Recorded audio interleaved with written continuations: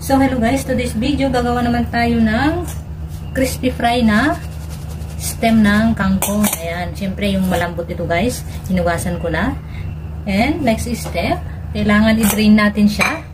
Ayan, kailangan wala siyang tubig, excess water. Ayan, para didikit mamaya yung ating flour. So, ayan guys,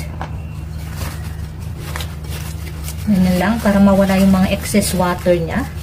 Kailangan dry na dry siya. Ayan. Yung malambot na parte ito ng stem ng ating kangkong. Ayan, tinanggal ko na yung dahon niya. Sayang naman ito kung itatapon, kaya gagawa tayo ng putahe. So ito na guys, kapag na-dry na, maglalagay tayo ng egg white. Yung egg white lang niya. Ayan. Then, imimix lang natin siya guys. Ang purpose nito ay para didikit mamaya yung ating flour. Ayan. Kasi kung walang egg, hindi masyadong didikit yung flour. So, ayan guys. Okay na. So, ayan guys. Titimplahan muna natin. Maglalagay tayo ng powder. Pepper powder. Black or white. Pwede. Ayan. And then, all-purpose seasoning. Ayan. Chan-chan nyo na lang guys. Para hindi siya maalat, masyadong maalat. And then, maglalagay tayo ng konting asin. Ayan. And then, inimix lang natin siya. So, okay na yan. Pwede na yan. So, ayan guys. Bubudburan na natin ng flour.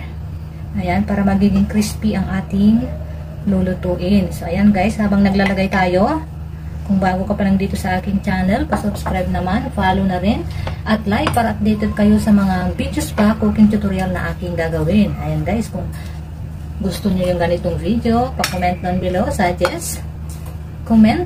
O, ayan guys. Ayan, imekos-mekos lang natin siya ng mabuti hanggang sa mahalo lahat yung flour. O malagyan lahat ng flour itong ating kangkong. So, ayan guys, ganitong paraan, walang nasasayang.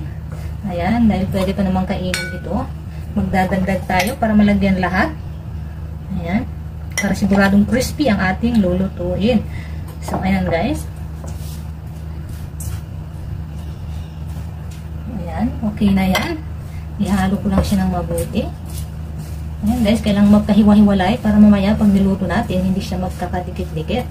Ayan. Pag nakukulangan pa ng flour, pwede tayong magdagdag.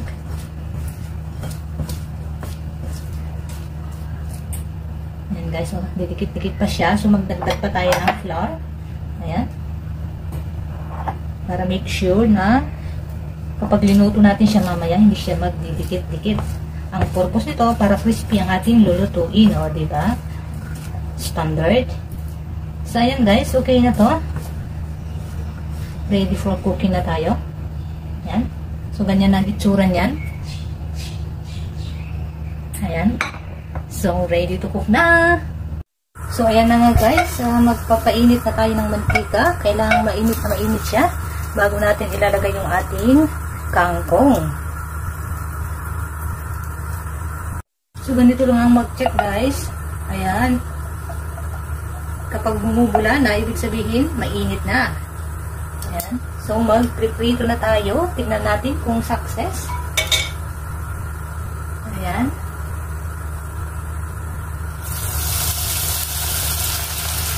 Kailangan magkahiwa-hiwalay para hindi siya magdidikit-dikit.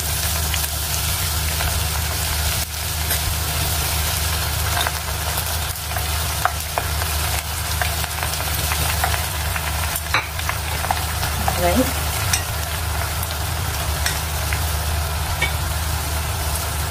Kailangan low flame muna para hindi naman masunog ang ating lulutuin.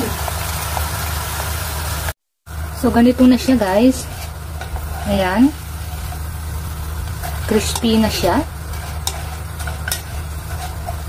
Crispy muna natin siya ng konti. Lutuin muna natin ng konti hanggang sa magiging crispy ng mabuti.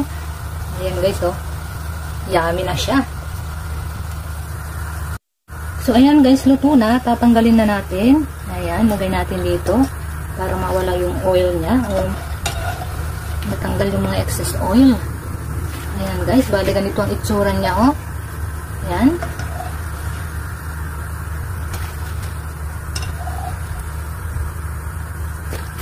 Oh, ayan siya guys, oh. So, iluluto pa natin lahat guys.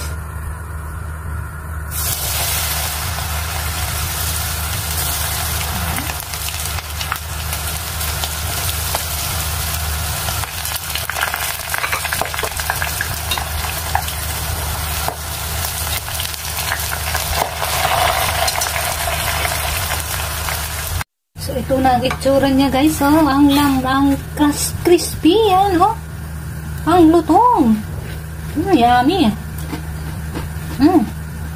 Harap. So, ayan nga guys. Crispy kangkong. So, yummy. Legit guys. Legit na legit. Ang sarap. Kung nagustuhan niyo itong video na to guys, please subscribe na and follow. So, thank you guys for watching.